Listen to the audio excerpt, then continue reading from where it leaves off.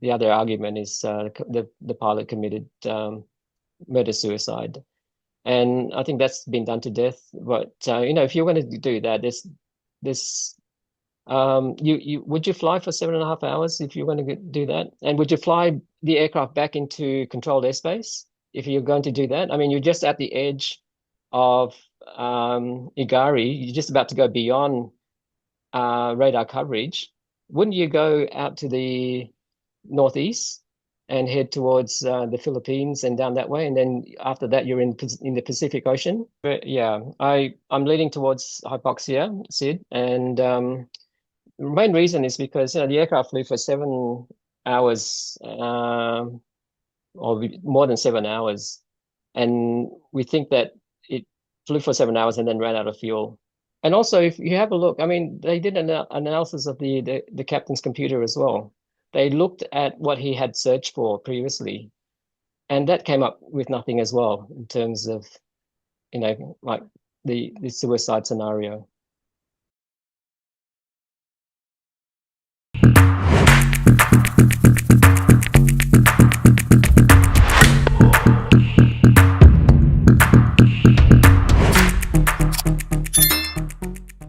Good morning, good afternoon, and good evening to our audience from around the globe. This is your host, Sid, and welcome back to another episode of the Sit Down with Sid podcast, where we bring people together one conversation at a time. A quick note before we begin. MH370 remains a complex mystery with many conflicting theories. The views expressed by our guests are their own. Our goal is to provide a platform for various perspectives as we continue to piece together the story. Joining us today is Juanda Ismail, an experienced airline pilot and flight instructor with over 7,000 hours in the cockpit. Juanda brings a rare level of technical precision to the investigation.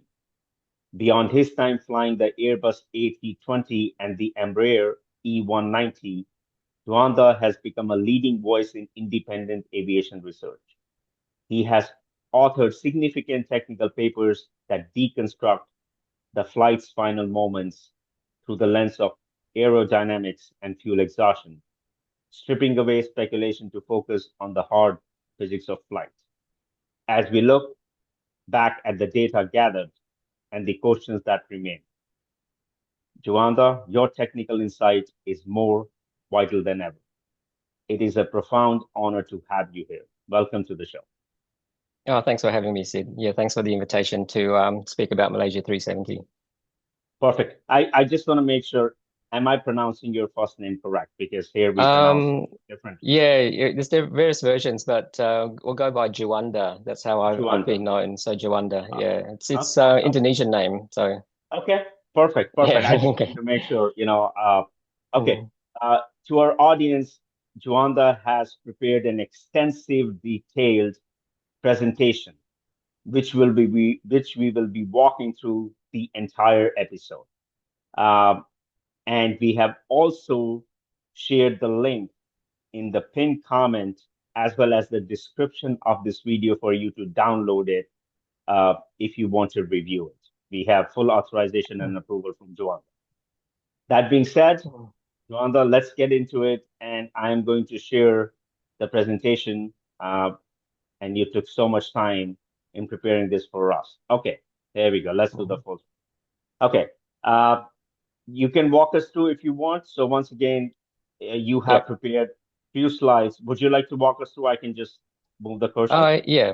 Okay. Yeah. So yeah, we'll talk about four main topics today. So we'll start with the introduction. One of the elements that I've been looking at quite closely is the turn back at IGARI. After we've talked about that, we'll talk a bit about the flight simulator, and a controversial one, of course, is the transponder. So we'll talk about that last. And with the transponder, I mean, that's something that I've been investigating, but I've not come to any conclusion just yet. So that's a work in progress. So we'll just keep that in mind as we get to that stage of the presentation. Sure. There we go. This Okay, is, so yep. go ahead, please All right. So continue. just a bit of background about my experience. Currently, with over 8,500 hours of flight time, and most of that is in jet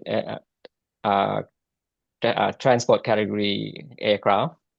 So I've flown the Airbus A320, Embraer E190 as well, the E175, the BAE 146, and a turboprop known as the MH370, which is not all that popular, but it did fly in. I did fly that when I was in Indonesia for about 6 years. I hold an airline transport pilot's license from Australia, and I also have held an certificate from the FAA. I have flown in various regions around the world. Currently, I'm based in Australia, based in Perth. I've flown in the USA. I've flown extensively in Indonesia and in other regions throughout the world as well, including Singapore, Malaysia, Thailand, Canada, New Zealand, and in Mexico as well. Okay. Yeah, I mean, there's just some diagrams of the places where I've flown in Australia, Indonesia, Southeast Asia, and of course the USA as well, Wow. over a span of just under 20 years. Wow. Okay. Here we go. Now let's talk about this. Okay, so we'll put things into context of the flight itself. The first officer, even though he's on a training flight when this incident occurred, he's actually quite an experienced first officer because he started with Malaysia Airlines, I think back in 2007 as a cadet pilot. And then after finishing his training, he went on to fly the 737 initially. The 737's regional type aircraft. So you start off as a first officer and you fly domestically as well as internationally, but not of course over long distances. And after the 737, he then transitioned on to the A330. And this 777 is the recent type that he was transitioning to, and that's when this incident occurred. So he was on a training flight. Actually, I think it was his last flight under instruction. So he was about to be checked to line. So what that means is that, he'll do the flying, and at the end of the trip, then he'll then get a rating for the 777 that makes him a fully fledged Boeing 777 rated pilot. The captain is a TRE as well as a TRI. So what that means is that he's a type rating instructor as well as a type rating examiner. So his role in the flight when this incident occurred is that of an examiner. So the first officer was being examined for the type rating on the 777, and the captain was the examiner. And after the flight, then the captain would then approve the type rating, and the first officer then will be a fully fledged Boeing 777 pilot after this flight. The first officer also is known as the pilot flying. So the pilot flying is the one that actually handles the controls of the aircraft. So once the aircraft is airborne, the pilot flying would be the one that's handling the aircraft from takeoff, in the cruise, and through to the descent. And the captain is the pilot monitoring. So the pilot monitoring, his role is to support the pilot flying. So the pilot monitoring would do things such as the radio communications between the aircraft and air traffic control. So the voices that you hear once the aircraft was airborne was that of the captain. And it was the captain that made the last transmission of Goodnight Malaysia 370. That occurred, of course, just before IGARI and at the FIR boundary between Malaysia and Ho Chi Minh. Now, could the roles have changed after IGARI? That's my hypothesis, and that's something that we'll have a look at later on as we go through the slides. Okay, all right. Oh, okay. Okay, so these are the events leading up to IGARI. So we know that leading up to IGARI, everything was normal. Okay, and then after the sign off to transfer across to Ho Chi Minh air traffic control, the aircraft made a right turn, and it's about to be established on the next leg of the flight between IGARI and Bitod, and that's when the transponder mode symbol disappeared, and also the secondary surveillance radar symbol also disappeared, and the aircraft went dark. However, we know that the aircraft did turn back towards Malaysia by looking at the primary radar returns. And that, I think, came about after they replayed the radar from the primary returns the following day or the day after that. And they saw that the aircraft did actually turn back. Okay, so that wasn't in real time. It was actually a recording, and that's how we know that the aircraft then headed towards Kota Baru, which is what I'll be looking at in the next slide. Okay, so if you click on the slide, Sid, what we have here in blue is it's actually the ADS-B data that was downloaded, and it has the aircraft approaching IGARI. And before IGARI, it starts to make a right-hand turn to head towards Bitod, because IGARI is a flyby waypoint, so it's not a flyover waypoint. So just before IGARI, probably about 2 miles before, it'll start to make a right turn, head towards Bitod. If you click on the next link, okay, approaching IGARI. Yep, another click. Okay, that yellow line there is just my handiwork, so that's not the actual track. But what that shows is the track from IGARI to Bitod. And we lost the radar returns, a beam IGARI. So that blue line that you see there is from the ADS-B data that was downloaded from the aircraft. And where that blue line ends, that's where the radar returns stopped appearing on the radar screens in Kuala Lumpur. The red line that you see there, that's my handiwork. So that depicts how I envision the aircraft turning back. And the yellow entry and exit points there, that's actually in the safety investigation report. So those waypoints have been worked out by the official Annex 13 investigation team. And the entry point there is where the turn commenced, and the exit point there is where the turn was completed. Okay, so those points there were in the safety investigation report. So we know when the turn commenced and when the turn was completed. From the entry point to the exit point, it took 2 minutes and 10 seconds for that turn to be completed. And at the speed that the aircraft was traveling at, in order for you to complete the turn in 2 minutes and 10 seconds, then the aircraft would have had to turn with a bank angle of at least 31 degrees angle of bank. Okay, and from there, we know that the turn was made with the autopilot off, because the autopilot has a limit of 25 degrees angle of bank. So that turn could not have been made with the autopilot on, it had to be off. And therefore, the turn was manually made and with the autopilot off. Now, this demonstration here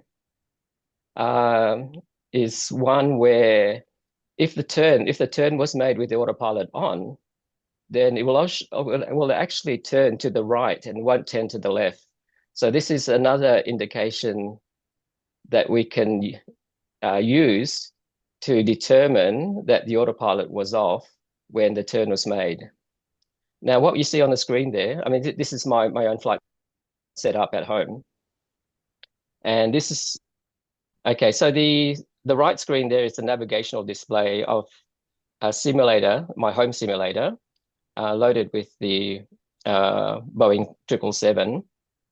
And the position that the aircraft is at the moment is on a track between IGARI and Bitod. So the track is actually 059, but its heading is 060. So it's slightly into the wind. The wind's coming from 070. So if you click on the next, so that's the wind vector there, 070. The aircraft is pointing in the wind, so that's making an allowance for the wind. And that green needle that you see is pointing towards Kota Baru's VOR. So the VOR is a radio navigational aid that's at the airport. And because it's slightly to the left, that means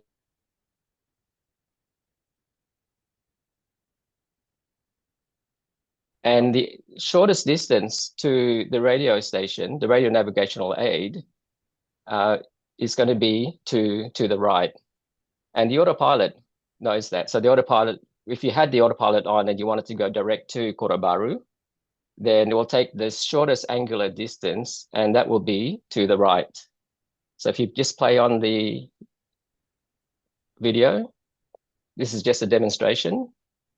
Autopilot on, direct to Victor Kilo Bravo, that's the VOR at Kota Bharu. And if you were to exit, the aircraft turns to the right.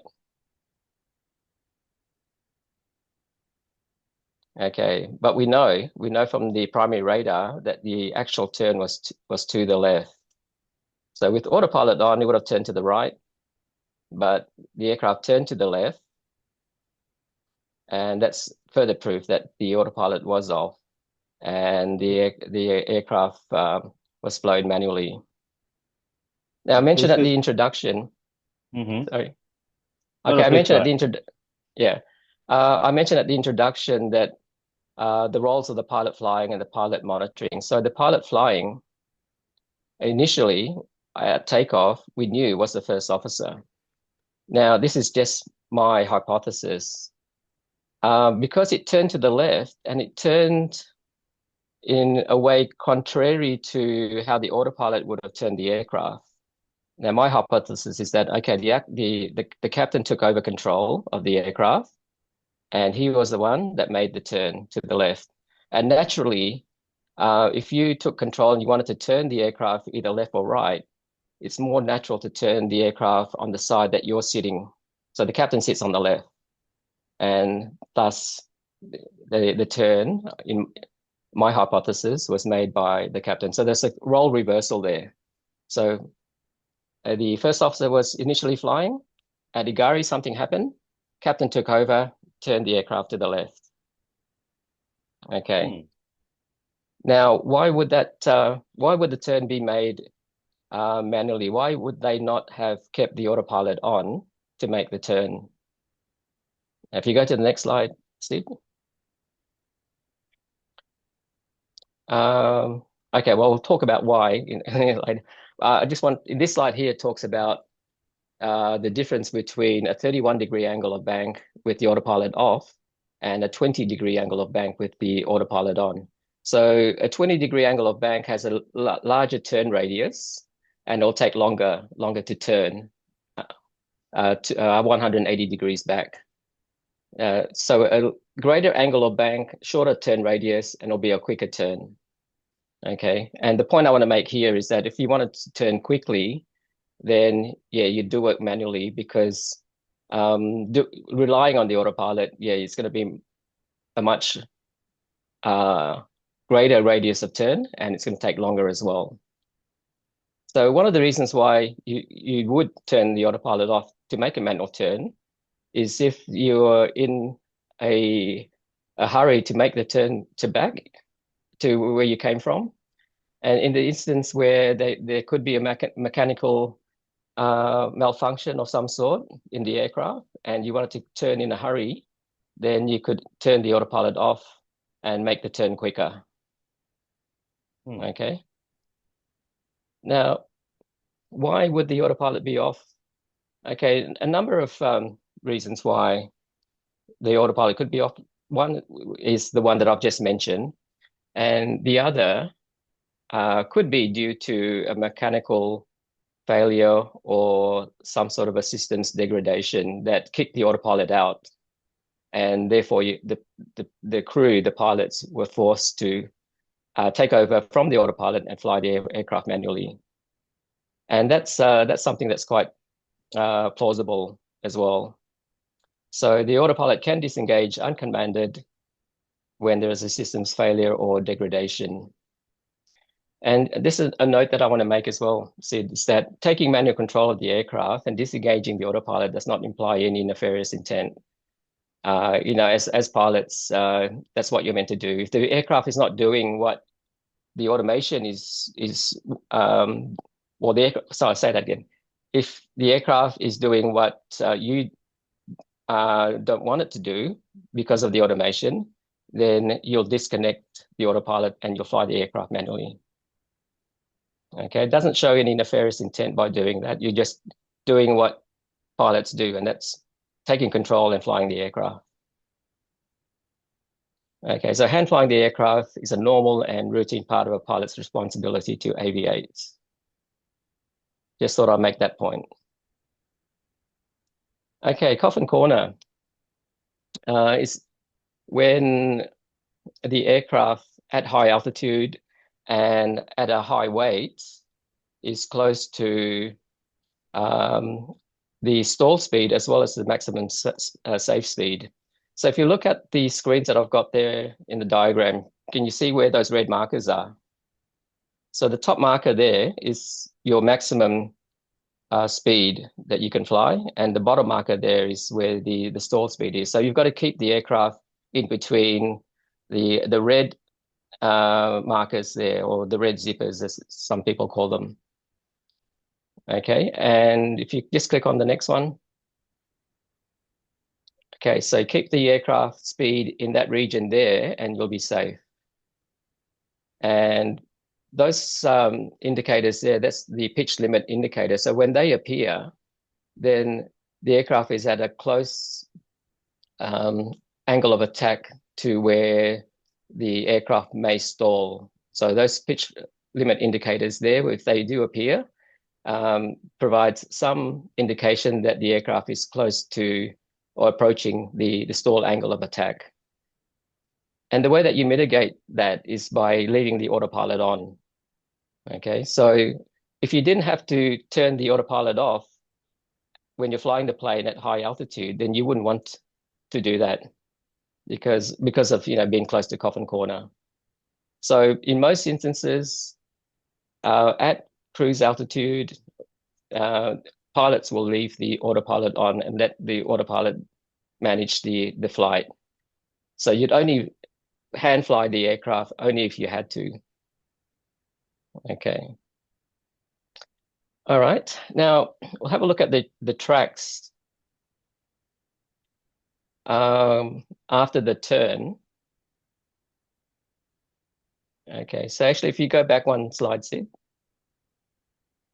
Okay, just click it once and that should show you the track. This is from the primary radar. Oh, sorry, next one. Okay, if you just click once, that should show, yeah, okay, so that is what we think is the primary radar returns. And this data that I got actually was downloaded from the Caption website. And I believe the Caption team got this data from Geoscience Australia's website. And so that's just overlaid onto Google Earth. And that shows you how or where the track is after the turn. And if you were to compare that track with the blue track that you see earlier, then there's quite a contrast there. The blue track is pretty much straight, whereas that track there has its points going slightly north and then back to the east, sorry, to the west, and then it's not as straight as what you see on the blue track. And that also suggests that the aircraft was being flown with the autopilot off. The aircraft was flown manually. So there's a stark contrast there between the track before IGARI and the track after IGARI. So another indication that the aircraft was being flown manually coming back from IGARI towards the Malaysia Peninsula. Now, what I postulate is that when the aircraft was turning back, then it's actually heading directly to the Victor Kilo Bravo, the VKB VOR. So that VOR is a ground station, radio ground station that's located at Kota Bharu Airport. And I can't quite see it in the slide there, but Kota Bharu Airport VOR is on that slide. And if you were to draw a straight line from the track to the VOR, then it pretty much matches up. So what I'm postulating there is that they could have been flying directly to the Victor Kilo Bravo, okay, Kota Bharu VOR station. Okay, that lines up pretty well. But I'll leave that up to your viewers to decide whether it was doing that or whether it's just randomly flying towards Malaysia. Now, how could this have been done with the autopilot off? Okay, so if you go to the next slide. Okay, so that needle there that you see on the navigation display, the left screen, the green needle, is pointing to Kota Bharu VOR. Yep, that's the one. Okay, now where the aircraft is at this stage, it's heading towards IGARI. It hasn't actually made the turn from IGARI to Bitod. The Kota Bharu VOR is out to the left. That's where the needle is pointing, and the autopilot is on at this stage. So we're tracking towards IGARI. Everything's normal at this stage. And it was after the turn from IGARI to Bitod, then that's when the autopilot was disconnected and the left-hand turn was made. Now, this simulation, I have to speed this up because if not, then we'll be here for ages. So this has been sped up 3 times the normal speed. Okay, so this is now at IGARI, it's making the turn towards Bitod. If you have a look on the right screen, you can see AP in green. That's an indication that the autopilot is on. And would have been just passing IGARI now. The VOR station is right behind us. Autopilot's off, we're making a left turn. And if you have a look at the red markers, those zippers, those red zippers, they're coming up and down because as I said to you, if you're flying at 35,000 feet, it's a bit more sensitive because the air is thinner and it's harder to control. So, you wouldn't want to be flying with the autopilot off if you didn't have to have it off. And you can see the pitch limit indicator coming up as well, meaning that the aircraft is approaching its stall angle of attack, a critical angle of attack prior to stall. So to fly to IGARI, you line up that green pointer to the heading of the aircraft, and that will take you to Kota Bharu because that navigational aid there has been set up to track towards Kota Bharu. So if you had some sort of a mechanical failure and your FMC, your flight management computer, was no longer available to you, you still have this radio navigation aid to help you to navigate. And this will then allow the aircraft to at least use a very rudimentary type of navigation aid to track to the VOR or the radio navigation aid at Kota Bharu. Okay, so that's how it could have been done. Okay, so after Kota Bharu, it tracks slightly to the north. Sorry, after turning back towards the Kota Bharu, the track shows that the aircraft turned slightly to the north of Kota Bharu. It didn't actually fly over the top of the Victor Kilo Bravo VOR. And this is just my cross-reference with the data that we've got from the radar, the primary radar data that was downloaded from the Captain website as well. And I just overlaid that from the other data that I got from Captain also, but from the Geoscience website, and they match. Okay, so the track in dark blue there shows the aircraft. They're proceeding slightly to the north of Kota Bharu. The other thing I want to add as well, Sid, is that at the point where the track there changed, I mean that's just my artwork, changing it from cyan to dark blue. But at that point, the aircraft is probably at about 40 miles away from Kota Bharu. Mm-hmm. And at night, you can see Kota Bharu quite easily 40 miles away. And I've flown through there, so I know that as a fact that you can see Kota Bharu. You can see the lights of Kota Bharu from 40 miles away. And if you have a look at the track, if you just continue on with the next slide. Okay, so Kota Bharu, I'll just go back one. Yep.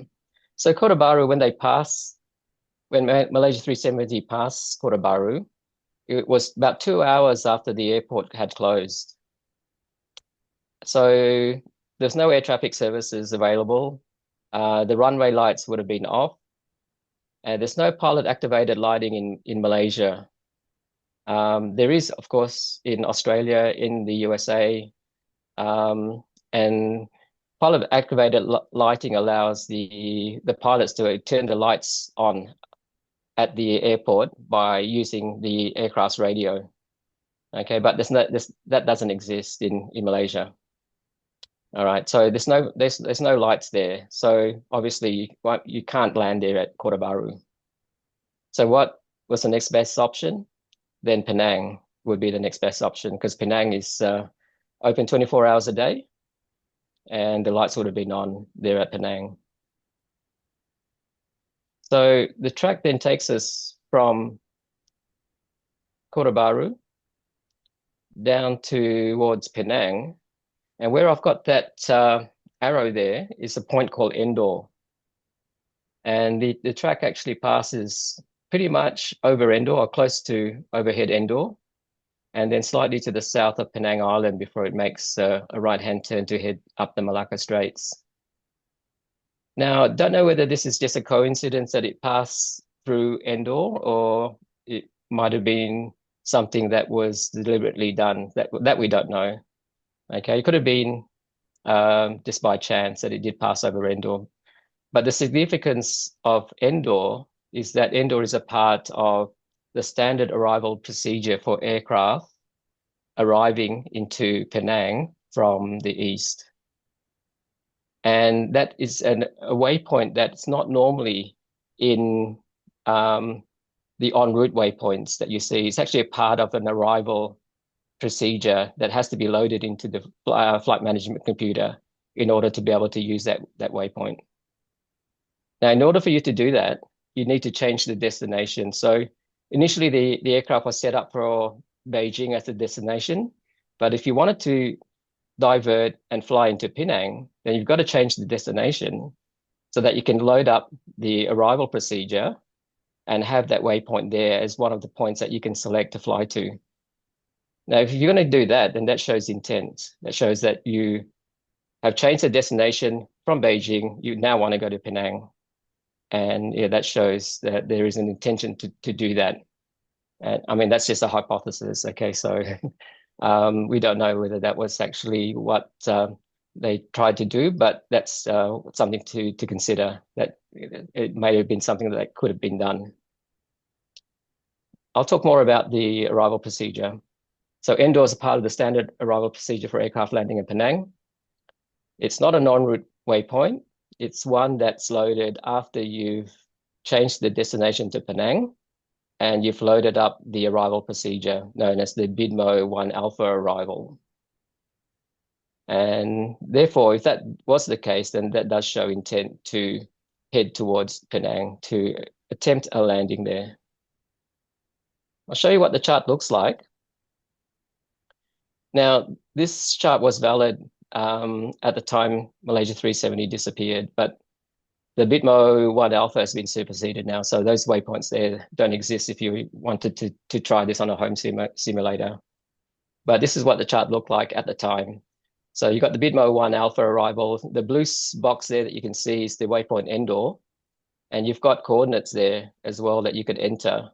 If you didn't have Endor coming up on your flight management computer, just say, for example, both flight management computers in the aircraft failed, you can still use the CDU to put in those coordinates, and that will then still appear on your navigational display so that you can track to that particular waypoint.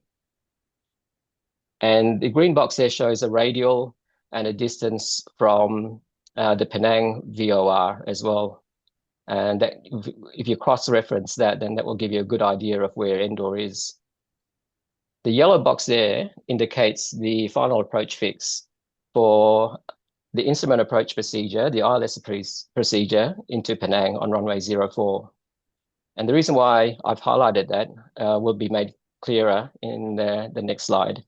But if you click on the next one, that shows you the ILS procedure for landing in Penang on runway 04. And the date there, 22nd of November 2013. So that chart was valid at the time Malaysia 370 disappeared. So it could have been used at the time. And that yellow box there shows what's known as a course reversal procedure. So if you were coming from the east and you wanted to fly an abbreviated ILS approach, then that's where you would make the turn. So you track outbound to the west on a track of 267. You do a 180-degree turn to track in the other direction to intercept the localizer for the ILS at Penang on runway 04. Okay, so next slide. And these are the tracks that are from the primary radar returns that were downloaded. So we'll show the track passing indoor.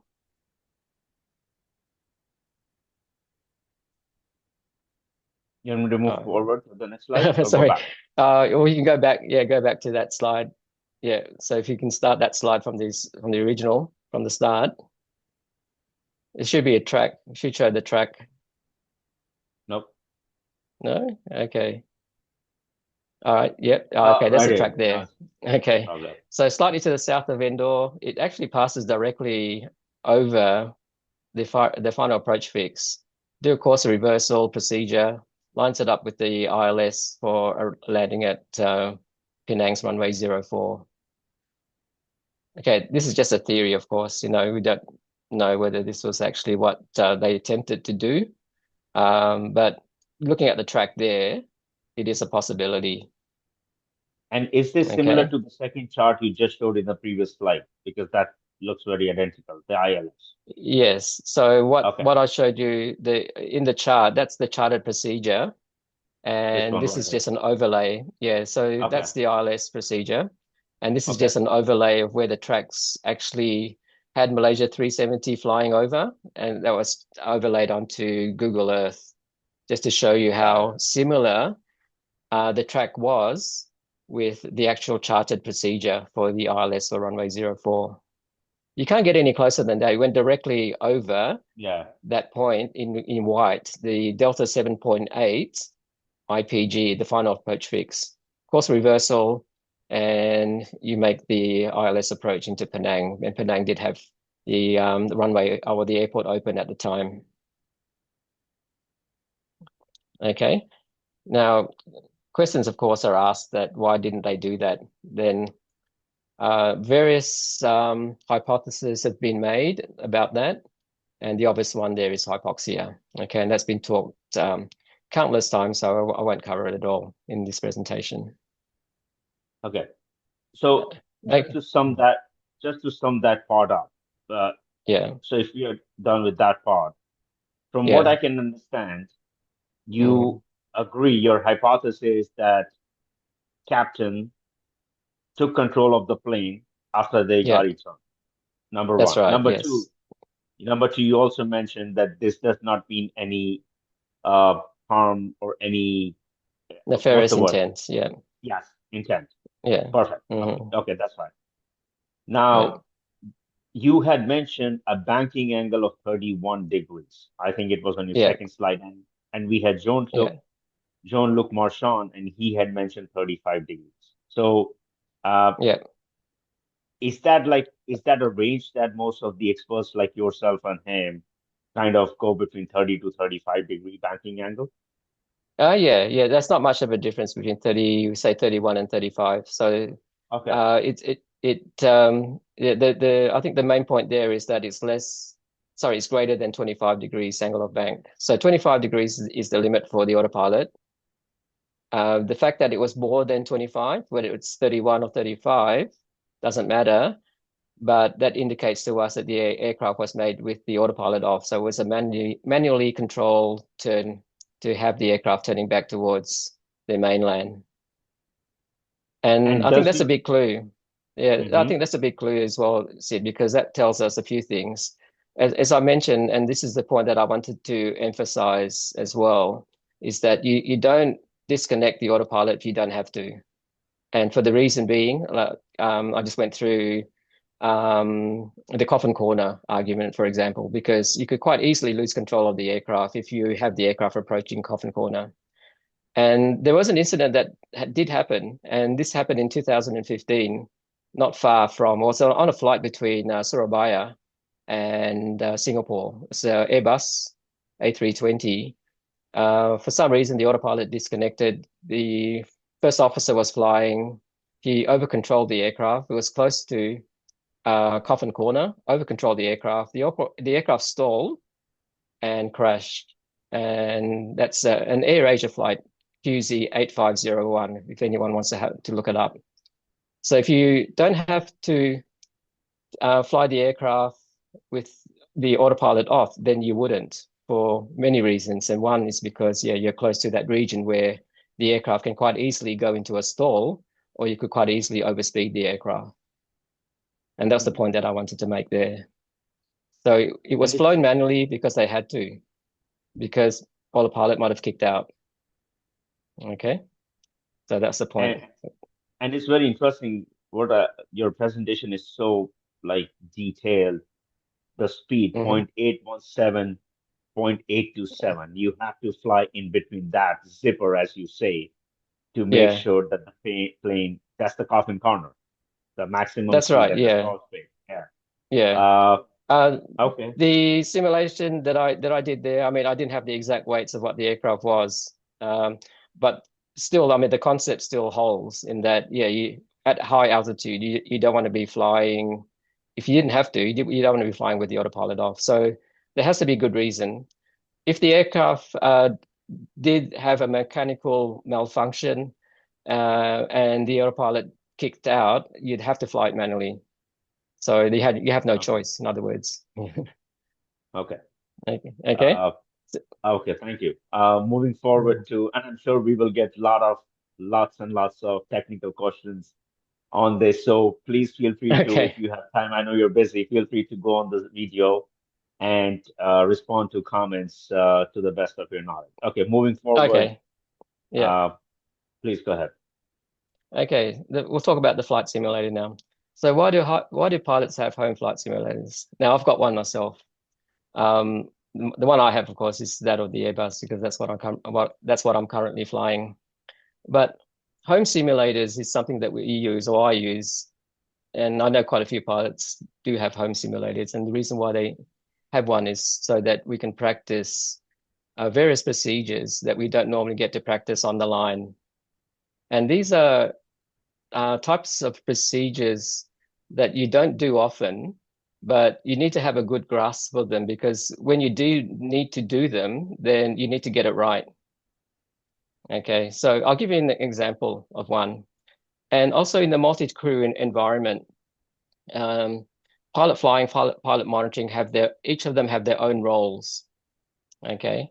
So it's a coordinated effort between the pilot flying and the pilot monitoring in performing some of these procedures. And I'll give an example of a go around, for example. So a go around, say for example, if you're on approach, you're about to land, you're very close to the runway, but you don't see the runway, then you perform what's called a go around. So you have to take off again. You can't land because you don't have the runway in sight. Now, that procedure is practiced many times in this simulator when we do our cyclics, when we do our proficiency checks. Okay. But on the line, um, you very rarely would you be in that position where you're not visual and you can't land and then you have to take off. Okay. In the 20 years that I've been flying, that's probably occurred probably less than 10 times in the 20 years that I've been flying. So even though it doesn't occur frequently, but when it does happen, then you need to know exactly what to do. And by having a home simulator, it allows you to practice that sequence. And the sequence in the multi-crew environment is shared between the pilot flying and the pilot monitoring. Now, if something goes out of sequence because you've done the wrong thing or you've said the wrong call out, then you're going to confuse the other pilot. So it's got to be done in sequence and it's got to be done um, in coordination with the other pilot because if you don't, then it's going to be confusion. In the case of a go around, you're very close to the ground. You're in the landing configuration. There's a lot of drag. You're at low speed and you're transitioning the aircraft from the landing configuration to a takeoff configuration. Okay, so it's something that is not as easily done because of that situation there where you're at low speed, lots of drag because you've got full flap out, low to the ground, low speed. So you need to get this right. So I practice this quite regularly as well, so that it's fresh in my mind. So if I need to do it, then I know exactly what to do. Okay, so the go-around procedure differs from aircraft to aircraft, differs from airline to airline, but basically, the pilot flying will call go-around flap. So you put the thrust up. The other pilot, the pilot monitoring, would then select the flap and advise the pilot flying that he has done that or she has done that. And then the pilot flying will then read the FMA, read what's on the screen. And once that's been read, then the pilot monitoring will say positive climb, and then pilot flying says gear up. The pilot monitoring will put the gear up, and away you go. Okay, so there's a coordination between the pilot flying, pilot monitoring. All this happens within 5 seconds. And you're close to the ground. You don't want to stuff it up because you're at low speed. You need to reconfigure the aircraft, and it needs to be practiced, rehearsed, so that when it does happen, then you know exactly what to do. And a home simulator will help with keeping that fresh in your mind if in case you need to perform one of those on the line. Okay, so that's the reason why pilots would have a home simulator, to practice sequences like that, so it stays fresh in their mind. And that's just one example. And I've listed there a few other examples that can be practiced as well, can be rehearsed. So engine failures, oh, sorry.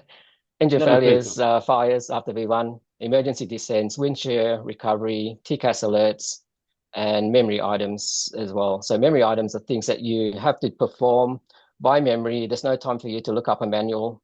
You got to just do them. And there's something that don't often happen on the line frequently. So, but when it does happen, then you got to know it and you got to do the memory items correctly. So these are the reasons why pilots would use home simulators.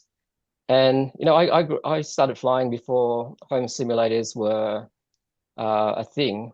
And before home simulators, you do what you call chair flying. So you go through the whole procedure, sitting in a chair, doing the actions, doing the call outs, and you pretty much achieve the same thing. But these days with a home simulator, it's much more advanced, and you can use it to practice those routines. And this is a screenshot of my home simulator that I have. Being an Airbus pilot, I've got the tow list. If you just click on yep. Okay, so they're the save situations that I have on the simulator. RTO, engine damage before V1, rejected takeoff, engine damage before V1. Next one, there's meant to be RTO as well, but I pressed the wrong key and I got P instead of O. So there should be RTO, engine damage before V1. I think that's the other engine. SF09, short final 09, so that's the practice go-arounds.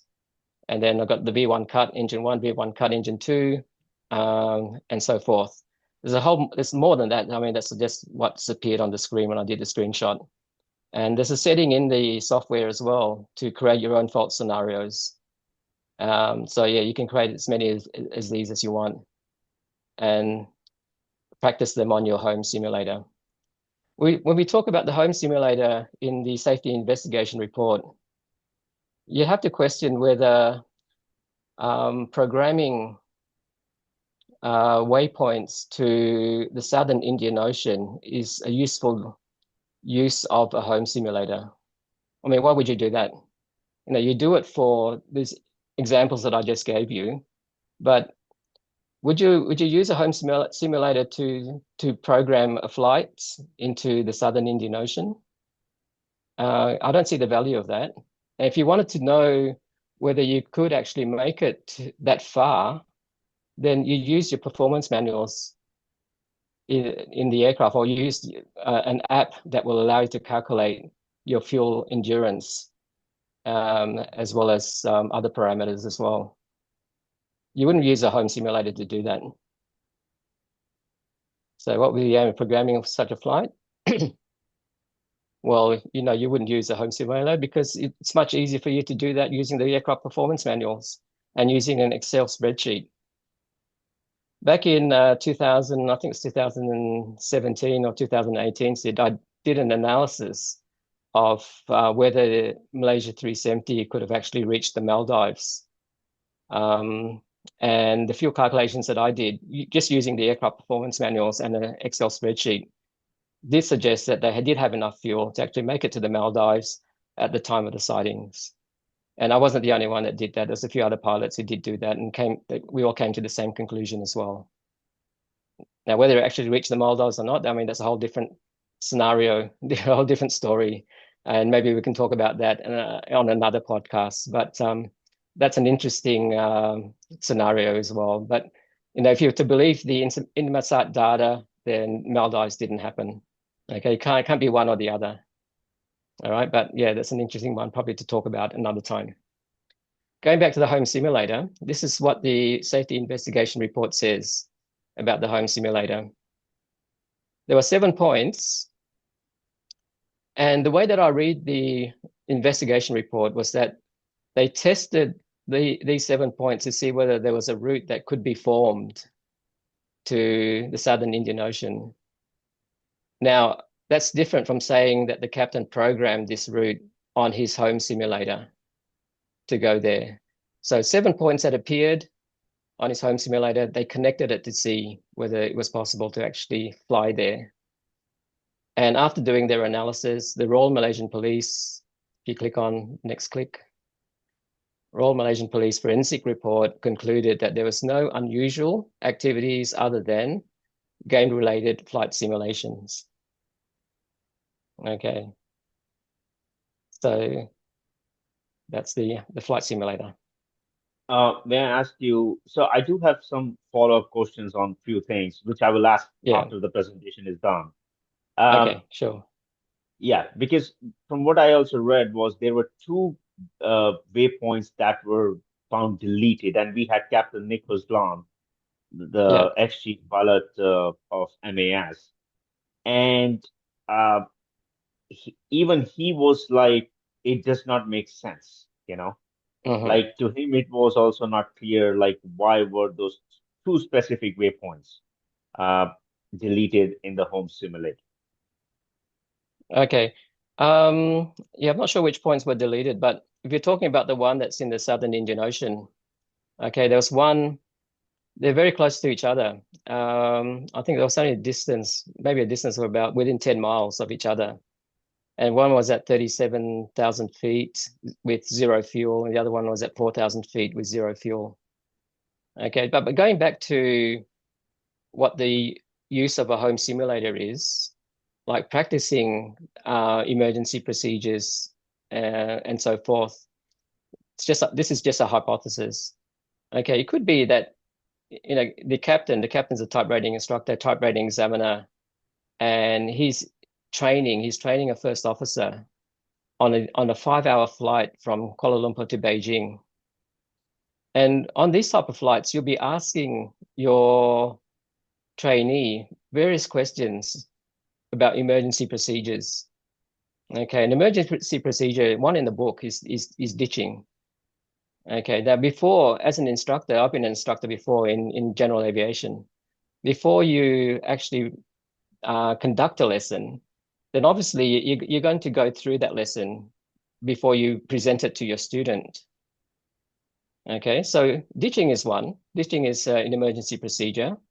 Now, if I was an instructor and I was about to teach that sequence, then I want to be familiar with it. Okay, we talked about what the use of a home simulator is before. Okay, how about a scenario where you set the aircraft up at 4,000 feet, you want to teach this sequence, and you want to go through the whole process in your head before you actually deliver the lesson on a 5-hour flight from Kuala Lumpur to Beijing. Now, that's plausible. Okay, you set the aircraft up, 4,000 feet. I need to go through the procedures and the steps in my head first before I am going to ask this question of my trainee. Now, that to me sounds pretty plausible. And it could have been just randomly placing the aircraft in that position without even knowing that it's in the Southern Indian Ocean. So you set up your simulator, you think, oh, okay, I'm going to do ditching. I'm just going to put the aircraft there and set it up to 4,000 feet, zero fuel because it's a ditching exercise. And let's go through what we need to understand and go through in my head before I start to teach this to my student that I'm about to fly with. Okay, to me, that sounds plausible. Got it. What do you reckon? What do your viewers reckon? Uh, We as don't I know said, until we get the comments. Okay. yeah, it's gonna be once again this. We started this series, and the amount of support we have received is unbelievable in a good way. And that Mm-hmm. is why experts like yourself, are so honored. We are so honored to have people like yourself come on this show and talk about this, because once Oh, again, thanks for yeah, having you me. bring the, yeah, of course, because you bring the technical aspects of functionality of a Boeing 777 of a plane. For normal Hmm. audience like us, we Yeah. are absolute. Even myself personally, once I got involved in this series, I started understanding. We had Captain Peter Turner. He said a Yeah. lot of similar things that you said, that the plane was Yeah. flying manually and it was Hmm. not going in a straight line. It was going like erratic behavior, you know? Yeah. Yeah. So, so once again, that's why your people like yourself, your voice is very credible, and we let the audience decide, who Hmm. is right, who is wrong. But once again, everyone says, even respectfully, you said, this is my hypothesis, which is a Yeah. great word, you know. Hmm. Uh, so once again, this is actually you have put in tremendous amount of effort and work. And on behalf Hmm. of the community and us, we really want to thank you very much for taking the time while you're still in transit of your flight schedule. Oh, this is a pleasure, Sid. I mean, I'm always happy to talk about this topic because it's something that hits home hard because I don't know whether you know about my background or not because I was born in Singapore of Malay parents. My dad is from Singapore. My mom's from Malaysia. My mum lives in or came from a village in Bukit Matajam in near Penang. And when we were kids, like we used to go home and visit grandparents a lot, and we go on Malaysia Airlines all the time. And I think I've been on every Malaysian airline aircraft type from the Fokker 27, 707, DC-10, Airbus A300 when they had it, and so forth. But for something for this to happen to Malaysia Airlines, I mean, it hits home hard. And as a kid, as I was growing up, and this is the reason why I became interested in aviation, is because every time we fly, back in those days, you can actually go and visit the cockpit. And I visited Malaysian Airlines cockpit many times and talked to the pilots. And it was my dream to actually fly for Malaysia Airlines, but because we migrated to Australia, then Oh, obviously that couldn't happen. So, well, now I fly for an airline that flies, from Australia to Southeast Asia, and I'll still get to fly to those airports that I dreamt about as a kid to fly into. So, um, but going back, so it does hit home hard that this event happened, and we're all trying to find out the reasons why it did happen. People will have various views. We all may not agree, but we can respectfully disagree, and I think that's the key point there. Okay, because I think some of the comments there are quite harsh on your podcast, and not just your podcast, but everywhere else, and everyone's got their own views. And until we find the plane, we won't know exactly what happened. So, these are just hypotheses. Needs to be proven, of course. perfect. Well said. There we go. Okay. Hmm. Okay, transponder. Now, this is my take on the transponder, and I've got a disclaimer here because I'm not a avionics engineer. What you see there on the screen is from the pilot's the flight crew operations manual on the transponder. And it pretty much explains to you what the transponder does, but it doesn't go into much technical detail about how the transponder works. Okay, so in my research, I've been trying to find the technical details for this particular transponder, and just at the moment doesn't exist. Okay, I can't find any technical information beyond what we see there on the screen. But if anyone does have the actual technical diagrams of this transponder, this particular transponder, then yeah, please do bring it forward and send it to me, because I'd love to work it out. But what we see there on the screen there is the Bendix King transponder that was on board Malaysia 370. Just keep in mind though that this aircraft was built in 2002, and the type of technology that was used back then is different from what we have now. Right? So now we're what 24 years on from there. So different technology. Transponders are probably a little bit more well designed than what was available back then. But this actual transponder, I've got a feeling that one of the aircraft that I did fly in the past had something that's very similar, because that does look quite familiar. But just, okay, we'll go through with the slide. Okay, so what we have here is the Bendix King transponder. If you just click on the PowerPoint. Okay, so that's my disclaimer. I'm not an avionics engineer. I'm happy to be corrected on any of this. So what we have there is the transponder mode selector. So on the transponder mode selector, you've got various selections. Okay, the standby that you see there is actually the off switch. All right, so that's how you turn the transponder off. You bring it to standby. And the other selection there is the altitude off, or the altitude reporting off switch there. And the reason why I've highlighted that is because that's going to play a big part in this discussion on whether the transponder was deliberately turned off or not by the flight crew. Okay. Yep, next one. Okay, so just a bit about the different modes that's in the transponder.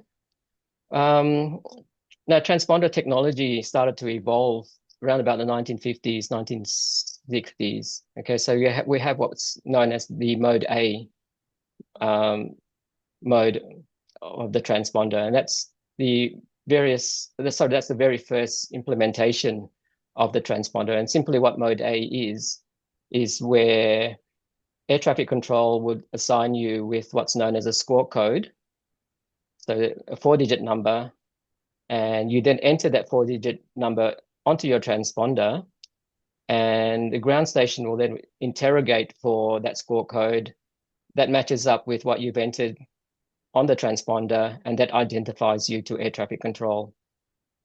Okay, so it's good for lateral separation by air traffic control. Okay, that's mode A. That came around about, I think, developed probably in the 1950s and 1960s. And then after that, then we had mode C. So mode C added another component, and that's barometric altitude into the transponder. So the transponder with mode C has a baro sensor that can sense the atmospheric pressure. And with the atmospheric pressure, then you can convert that to height so that you know how high you are.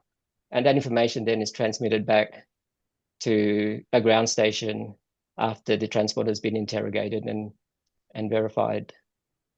And that gives you the option for air traffic controllers, that is, to separate aircraft, not just laterally, but vertically as well. So that's mode C. Later on in the 1980s and the 1990s, then we had mode S, and that's known as selective surveillance. And this is where the transponder technology started to become digital. Now, with mode S, each aircraft with a mode S transponder has a unique ICAO 24-bit address, aircraft address. So it's selective in that you can actually identify the aircraft based on that address. And mode S is a bit more sophisticated because it allows aircraft to send information that's coming from the aircraft systems itself. All right, so GPS information, for example, GPS position, even what's selected on the altitude selector that's been assigned to an aircraft by air traffic control, that information is transmitted to air traffic control as well. So say, for example, you're flying and air traffic control clears you to climb to 35,000 feet. So you set 35,000 in your altitude selector. That information that you've set is also transmitted to air traffic control so that they know that you've made that setting correctly. Okay, so that's a big difference between the mode S and the mode C, because you got information that's from the aircraft that's being transmitted back to a ground station. So it's a lot more sophisticated than what you had, in mode A and mode C. So mode S was what's used at the time, as well as ADS-B as well. So ADS-B is an extension of mode S. And the difference between ADS-B is that with mode A, mode C, and mode S, the information that's being transmitted back to a ground station is in response to an interrogation by that ground station radar. Okay, so ground station radar sends out signal. It matches with what you have on your transponder, and then the information then is sent back. So it's being interrogated and it's being replied.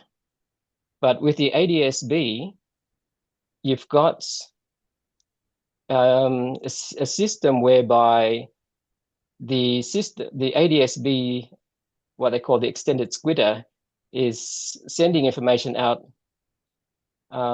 regardless of whether it's being interrogated or not. So it's continuously sending data down to a ground station receiver. Okay, so they're the differences. And the reason why I made that point will become clearer in my next slide. Okay, so this is the transponder panel.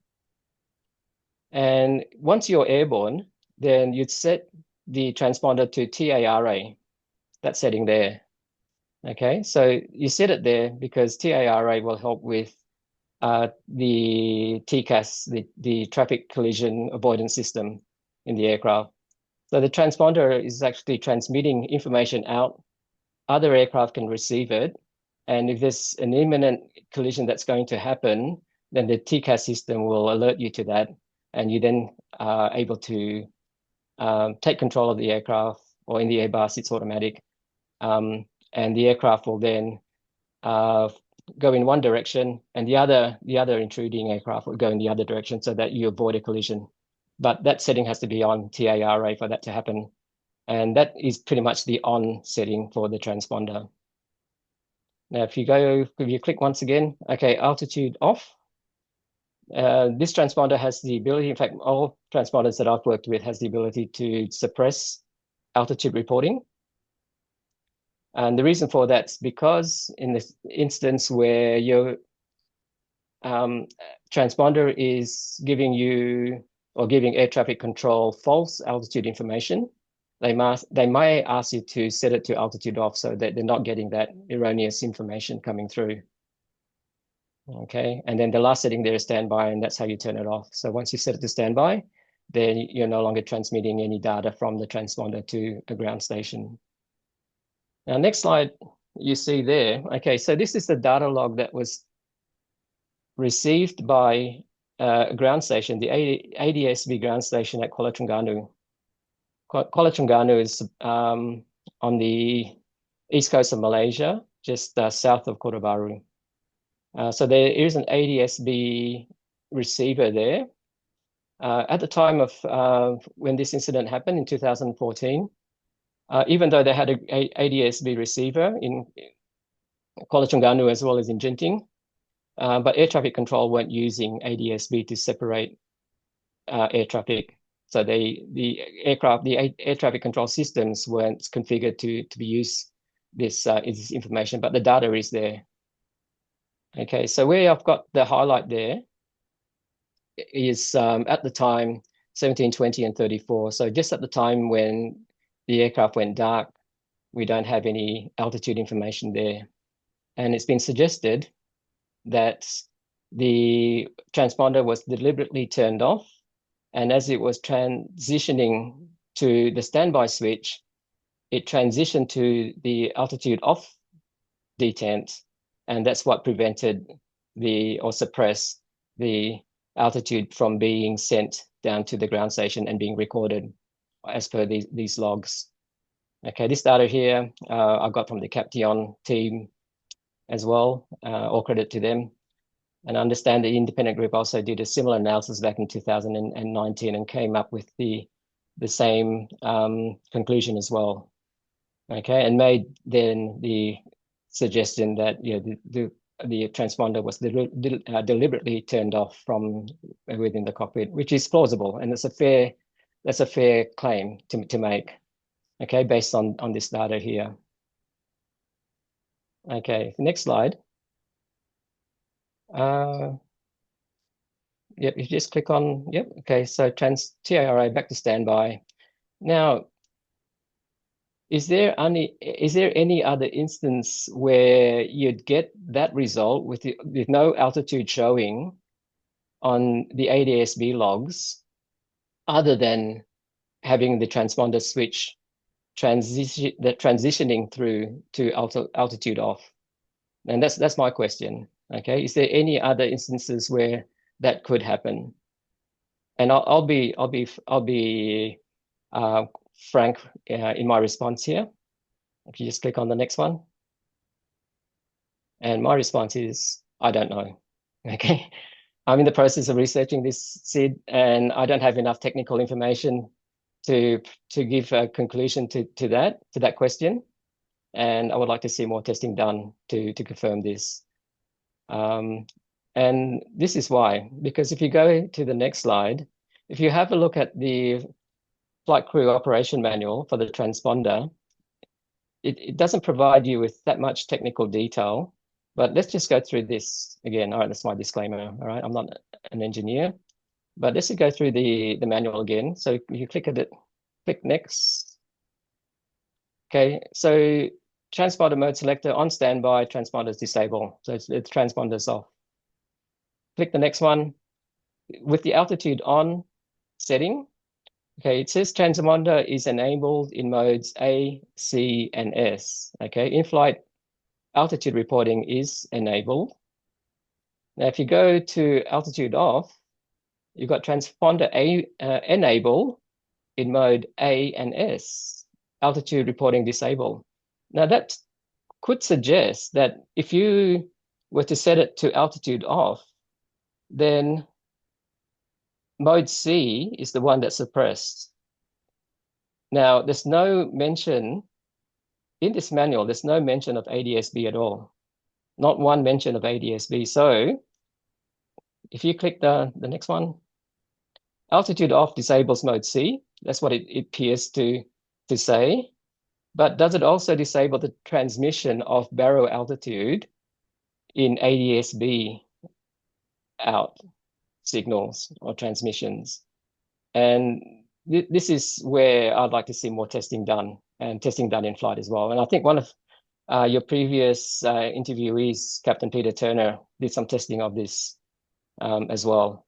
And you can refer back to his results of the testing.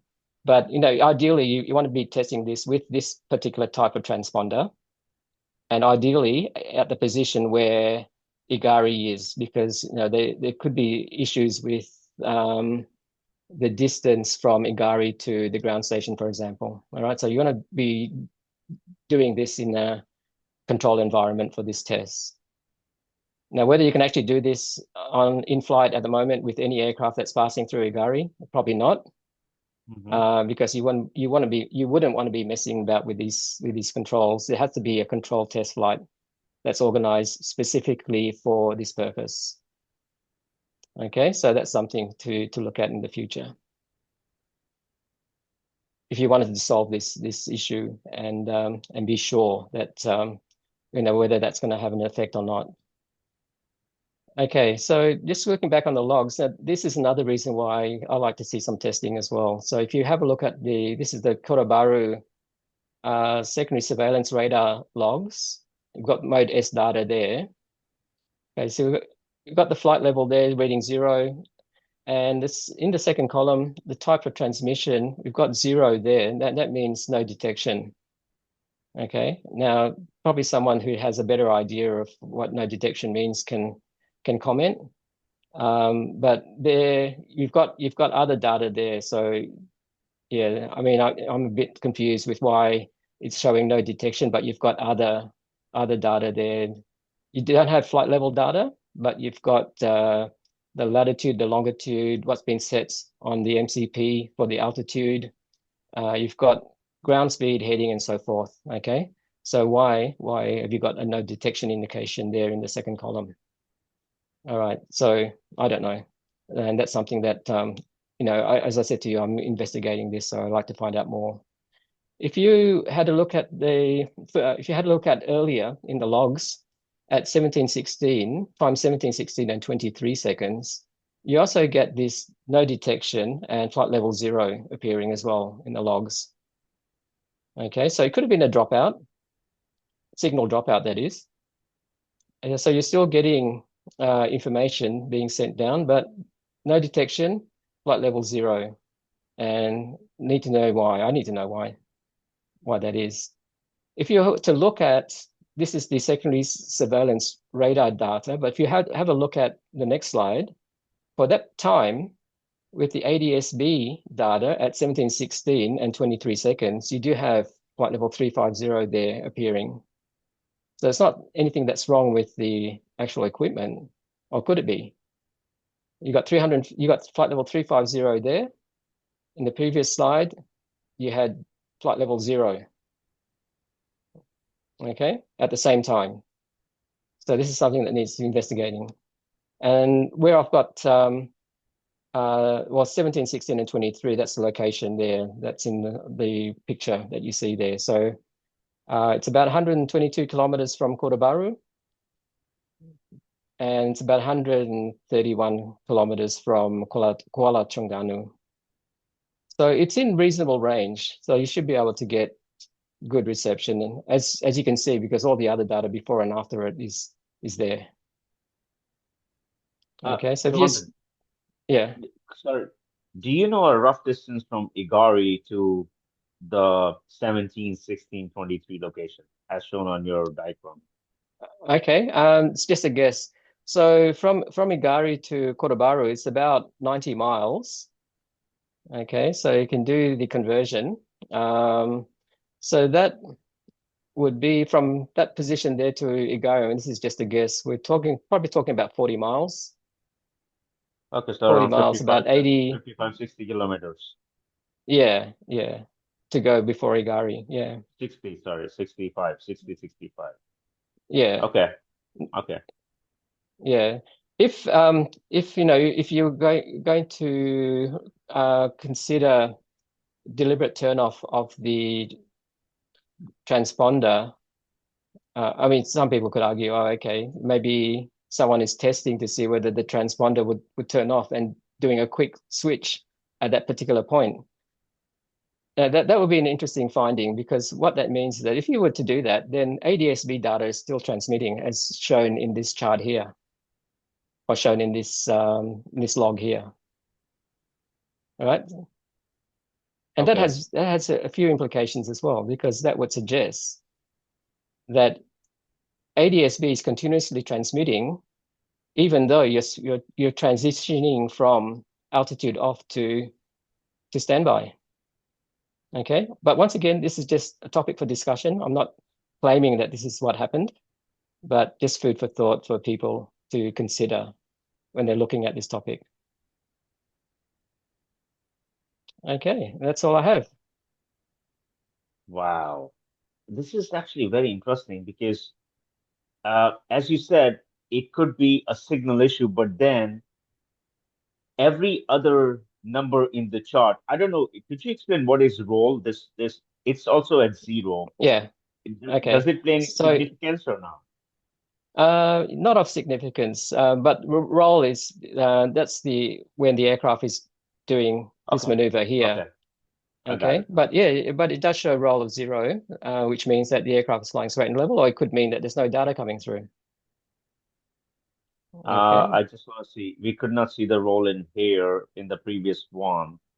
So this was the Uh, Kotabaru, yeah, okay, the roll at is there, so that's 7020. secondary surveillance radar. Yeah. On the Mm. ADSB, I think I might have edited the chart so that it fit on the screen Yes, nicely. yes. So I might not have got the role information there. But I mean, that's something for further analysis. And when I've got time, I'm going to go have a look at this as well and see whether there's any other bits of information there that can give us a bit more clues. No, this is once again, this is tremendous amount of effort you have put in this. Uh, it's unbelievable. And I mean, once again, so what is your theory? Do you rely more on the hypoxia, from what I understood when you were talking about the IGARI? Your Mm, hypothesis is hypoxia mm. scenario for MH370. Yes, yeah. I'm leaning towards hypoxia, Sid, and the main reason is because the aircraft flew for 7 hours, or more than 7 hours, and we think that it flew for 7 hours and then ran out of fuel. Um, and there's been instances, and the most well-known instances of that is the Helios incident in Greece, I think it was. Helos or Helios, I can't remember the actual name of the airline. But yeah, that was this instance where both or all crew members passed out. The aircraft just continued flying until it ran out of fuel. Okay, there's other instances as well. I mean, you can look it up, but there's other instances where aircraft or pilots have become incapacitated. The aircraft just continued to fly until it ran out of fuel. Hmm. Um, Now, of course, the other side of the coin, the other argument is the pilot committed murder suicide, and I think that's been done to death. But if you're going to do that, this you would you fly for 7.5 hours if you're going to do that, and would you fly the aircraft back into controlled airspace if you're going to do that? I mean, you're just at the edge of IGARI. You're just about to go beyond radar coverage, wouldn't you go out to the northeast and head towards the Philippines and down that way? And then after that, you're in the Pacific Ocean. And it's much easier for you to get lost in the Pacific Ocean that way than going back into radio controlled environment. Um, and take your chances if you were really wanting to try and get the aircraft going in a trajectory to have it disappear. I mean, it Yeah. was it's a lot of effort to go into the Southern Indian Ocean, but having to go through all that air traffic as well.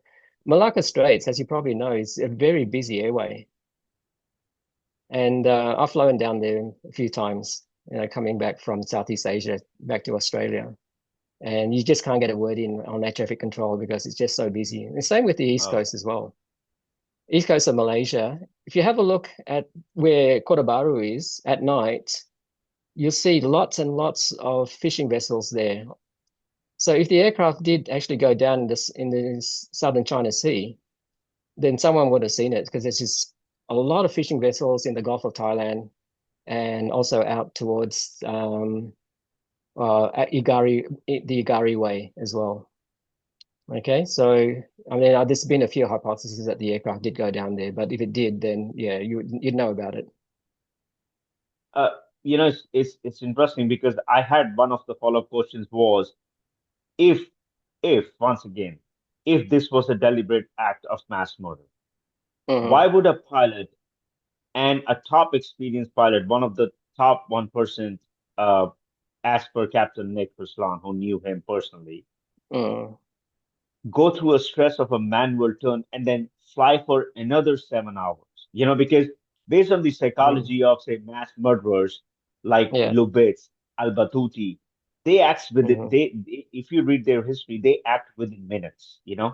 So that does not that timeline for Captain Zahari to fly for another 7 hours to commit this heinous act, which once again is not Mhm. proven, the timeline does not fit a psychological profile of a mass murderer or a killer. I mean, this is Yeah. something that has been brought up to us by a lot of Mhm. viewers, especially some psychologists.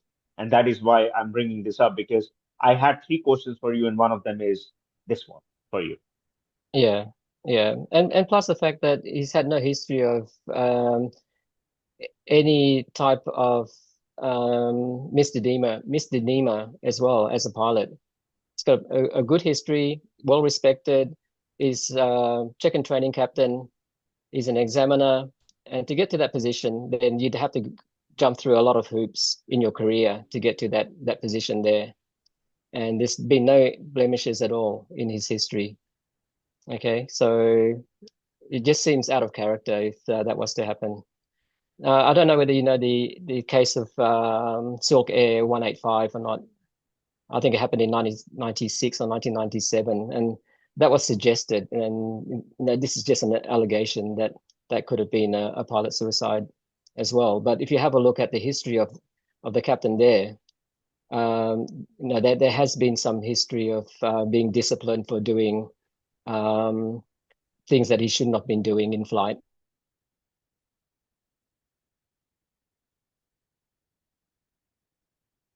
That he had pulled the circuit breaker of the CVR, the cockpit voice recorder. And they did find when they went through the cockpit voice recorder that that was done as well prior to the aircraft going down in I think it was somewhere in between Singapore and Jakarta. Okay, so there, I mean, this is just an allegation, of course, and I'm not saying that this actually happened.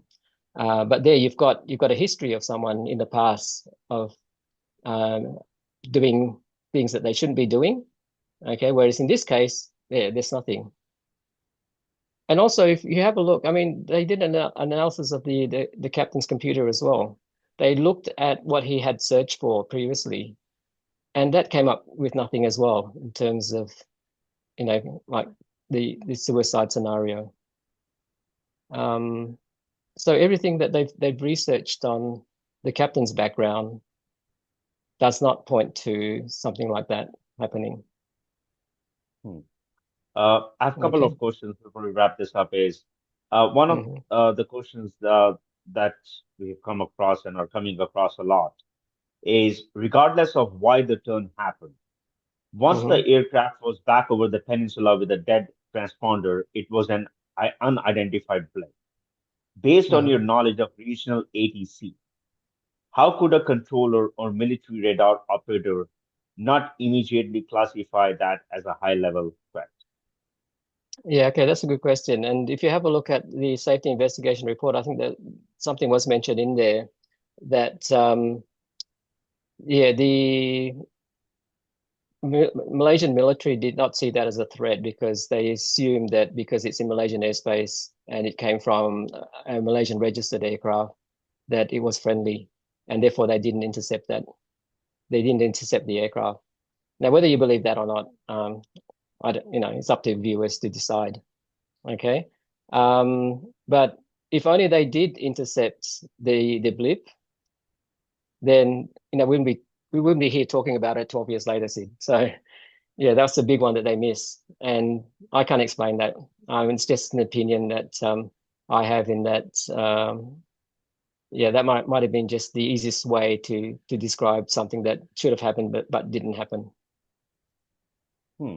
Okay, so. Uh, yeah. Mm, Final question for you is, mm, if no debris is found in the current ocean infinity search, mhm, nothing is found, and you have some personal conversation with some of the family members as well, knowing them. mm. Uh, what does it mean for those family members who are still waiting for clarity and Mm. answers? Like, what happened? Yeah, my heart goes out to them, and I've met quite a few of the family members in my travels, um, and what it means is that it's just further anguish, I guess, for them. No one wants to be in that situation. Um, we have high hopes of them finding the debris so that we can actually find out what actually happened to Malaysia 370. If they don't find it at the current position here, now it's been 12 years, they've been looking pretty much in the same area, then that's also telling us something. that the aircraft might not be there where they're searching. That's a big call, of course, because there's been so much research done by various people that point towards the so-called seventh arc, where they've been searching. But if you don't find the aircraft there this time, then maybe they need to look elsewhere. Okay. I don't have a hotspot seat. I'm probably one of the few people that's interested in Malaysia's 370 that doesn't have a hotspot. And I know of one other person. And the reason for that is because I believe that the autopilot was off and it remained off. It wasn't engaged at all.